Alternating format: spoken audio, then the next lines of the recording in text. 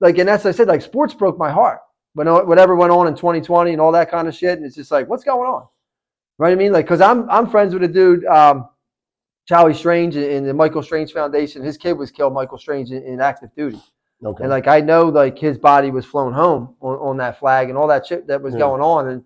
And that's what I believe is all done on purpose. I think a lot of this shit's done on purpose to emotionally manipulate your feelings and emotions, so you're not able to have any kind of level-headed conversations, right? And like, and you're just screaming. Now you're just screaming. So I would always listen to people like, what's going on with the kneeling?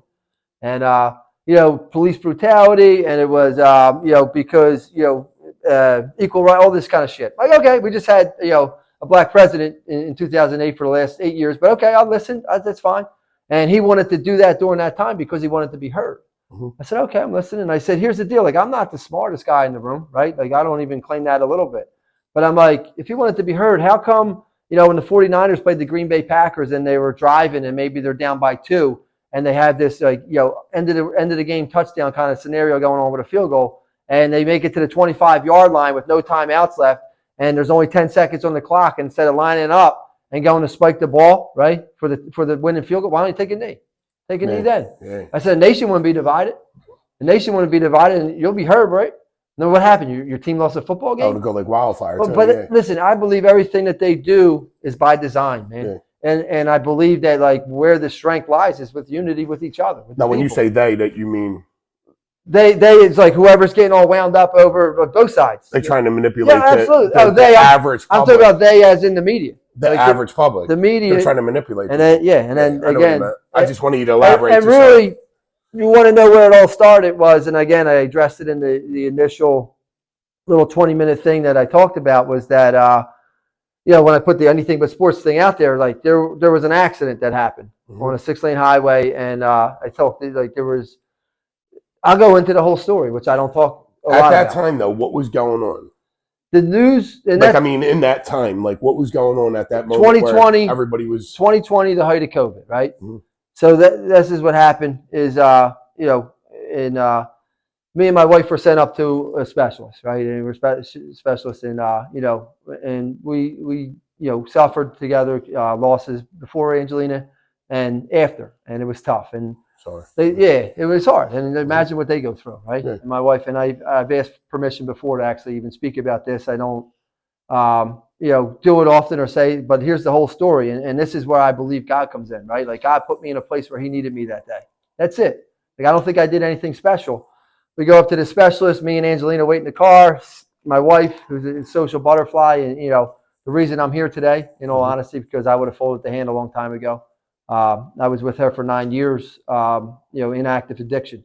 And, the unconditional love she showed me and the grace she showed me during a period of time, I didn't deserve it, right? Like, I used to have family members try to convince her to leave me. So we're up there, and she comes out. She talked to the receptionist for 10 minutes, right? And we get in the car, and now we're driving home. And we're going down Easton Road in Warrington. And we pull up to this accident. She's driving. I'm in the passenger seat. Because really, even the backtrack, I was supposed to go in and talk to that doctor too. And the doctor was so pissed that we were in there. He's like, all your numbers look great. I'm not sure why you're here. And we're like, all right. And she's like, you want to go in and talk to him? I'm like, no, let's get the hell out of here.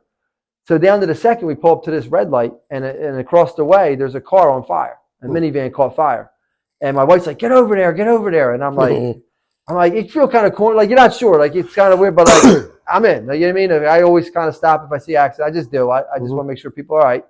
And I'm in my ball shorts, sandals, and a T-shirt. And as I'm crossing this highway, like there's an Enterprise to the left. There's a car wash to the other side. And this lady's going, my baby's in the car. And I'm like, holy shit. So, like, the spidey senses kick in. And her and this other bystander are running around the back of the car. They don't even know I'm on scene. I'm checking doors, running around the other side. The fire's contained to the engine compartment. The passenger's open. And, I checked the back real quick. That was locked. All the child locks kicked in. 2 of the other kids already were dumped out of the car. Little Georgie needed stitches in his chin because I kept in touch with the family. Yeah. So as I jump in there, they made it sound a lot cooler than it was, right? Like, I know, like, I'm trained. I know what to do. I wasn't taking on high heat, high smoke. The steering column was intact. There's no magnesium. But I look in the back, and there's this little girl, little Gemma, little black girl, 1 year old, looking at me like, Like, what's going on? Yeah. And Damn. and I scoop her. As I grab her, they're smashing windows. Now they're smashing windows, and I'm like, I got her, I got her. So I just cradle her in my arms, and I get her out to the side of the road, and now I put her over there with her grandmother, who was the one in the passenger with busted up ribs on the side, and we're high-fiving, we're hugging. It's super emotional, dude. It's cool because like a mom thought she was going to lose her kid that day, right? Yeah. Like it was nuts. Like I don't believe what I did was special. I honestly don't. And then these two other white kids come out from the car wash, and they have fire extinguishers, and they're kind of, I'm like, here, give me, man, I got it, dude. I start knocking it down, and that's what my wife sees me, right? So I'm knocking it down, and like 2 extinguishers later, it goes out, and stayed on scene with her. We exchanged information, all this kind of stuff, and we leave. My wife was on the side of the road, and the first bystander rolled out. When he leaves, he sees my wife and my daughter in distress, and he's like, "You guys okay? Like, were you involved in the accident?" And my wife's like, "No, that's my husband over there." And he's like, "Oh, no shit." And he's like, "Oh, do you know the McGuires?" And my wife, I have no idea. I don't know who that is, whatever. So I get in the car, and I'm like to my wife, "Did you see that shit? We scooped the baby." You know, like everybody did their part. We're like high five. And she's like, "No, you idiot. I seen you with the extinguisher. I thought you were going to blow up," because I was like in the car.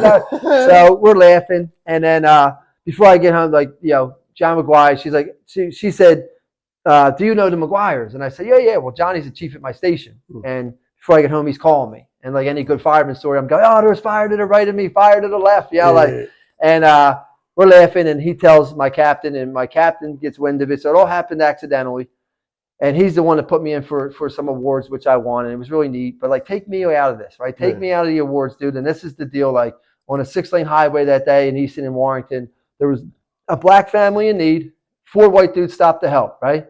And it's like, and that's what, like, after I started getting interviewed by a couple different news stations, magazine, newspaper, all that shit, I said, "You want to know the day that it happened?"